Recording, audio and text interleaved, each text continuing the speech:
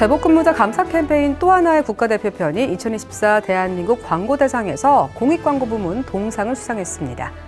내년 광복 80주년을 기념해 사건 중심의 12개 독립운동을 2025년 이달의 독립운동으로 선정 발표했습니다. 심리재활 서비스를 실질적인 치료까지 연계하기 위한 보훈가족 마음치유센터가 전국 6개 보훈병원에 설치 완료됐습니다.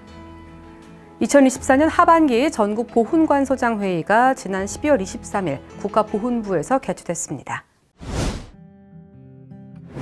지난 12월 2일 수원 보훈교육원에서는 보훈복지 재활간병 서비스 로봇 박람회가 열렸습니다. 국가보훈부는 고령 국가유공자의 체계적인 건강관리와 위험 예방, 요양보호사 등 직원들의 부담 경감을 위해 처음으로 전국 8개 보훈요양원과 수원보훈원에 로봇을 보급했으며 2차 보급 사업을 추진하기 위해 이번 박람회를 준비했습니다. 국가보훈부가 진행한 재복근무자 감사 캠페인 또 하나의 국가대표 편이 2024 대한민국 광고대상에서 공익광고 부문 동상을 수상했습니다. 또 하나의 국가대표는 현직 재복근무자 46명이 직접 출연해 재복근무자의 헌신을 진정성 있게 담았으며 파리올림픽을 계기로 국가대표 선수가 관심을 받는 시기에 맞춰 캠페인 영상을 선보여 재복근무자에 대한 존중과 사회적 감사 분위기를 조성하는 데에 기여했다는 평가를 받았습니다. 지난 12월 5일 서울 경신고등학교에서는 6.25 전쟁에 참전한 경신고 출신 호국영웅 69명의 이름이 새겨진 명비 제막식이 개최됐습니다. 국가보훈부는 지난 2016년부터 학교, 지자체 등과의 협조를 통해 6.25 참전 유공자 명비 건립을 추진해 현재까지 85개소의 건립을 완료했으며 부산 전자공업고, 서울 광진구, 경남 경찰청 등과 건립을 추진하고 있습니다. 제25회 보훈문화상 시상식이 지난 12월 10일 백범 김구기념관에서 열렸습니다. 보훈문화상은 지난 7월 공모를 통해 총 81개 팀을 접수해 심사를 거쳐 보훈문화 확산에 기여한 박성복 평택학 연구소장, 자생의료재단, 포스코 1% 나눔재단 등 6개 팀을 선정했습니다. 지난 2000년부터 시작된 보훈문화상은 지난해까지 총 126개 팀에게 수여됐습니다. 국가보훈부는 한파와 폭설 등으로 취약계층 국가유공자의 복지 위기가 가중될 것이 우려됨에 따라 2월까지를 집중관리 기간으로 지정하고 지방보훈관소를 통해 취약계층 국가유공자 현장 방문을 강화합니다. 또한 폭설 및 한파 등으로 인한 피해 발생 시 재해 위로금을 신속히 지급할 방침이며 모두의 보훈 일환으로 민간과의 협업을 통해 취약계층 국가유공자 대상 난방용품과 생필품 등 따뜻한 겨울나기를 위한 의식주 지원에도 적극 나설 계획입니다. 국립대한민국 임시정부 기념관이 처음으로 개설한 대학 교양 강의 과정이 15주간의 운영을 마치고 마무리됐습니다. 임시정부 기념관은 3월 단국대학교와 업무 협약을 맺고 역사 속 리더십 대한민국 임시정부라는 교양 과목을 개설해 운영했습니다. 임시정부 기념관은 내년에는 타 대학에도 강의를 개설하는 방안을 적극 협의 중이며 내실 있는 강의가 지속될 수 있도록 노력할 계획입니다. 제28회 보훈 콘텐츠 공모전 시상식이 지난 12월 16일 용산 피스앤파크 컨벤션 센터에서 진행됐습니다.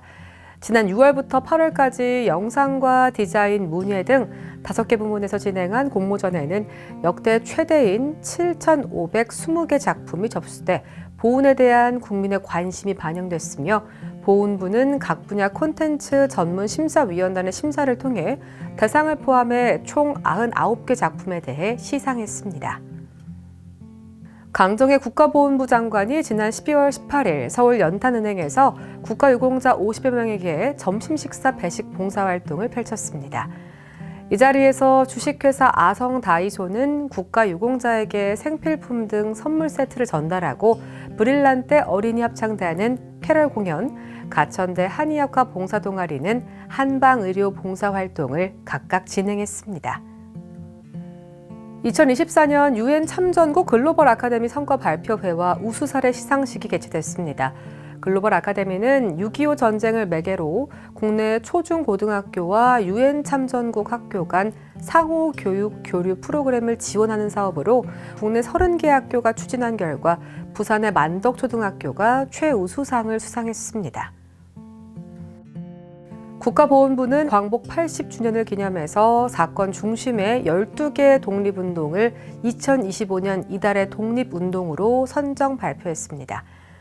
보훈부는 지난 1992년 1월부터 2024년 12월까지 총 501명의 독립유공자를 선정해 조국의 독립을 위해 헌신한 독립운동가의 생애와 공적을 알려왔지만 올해는 광복 80주년을 맞는 해로 사건 중심의 다양한 독립운동을 국민에게 알리기로 했습니다.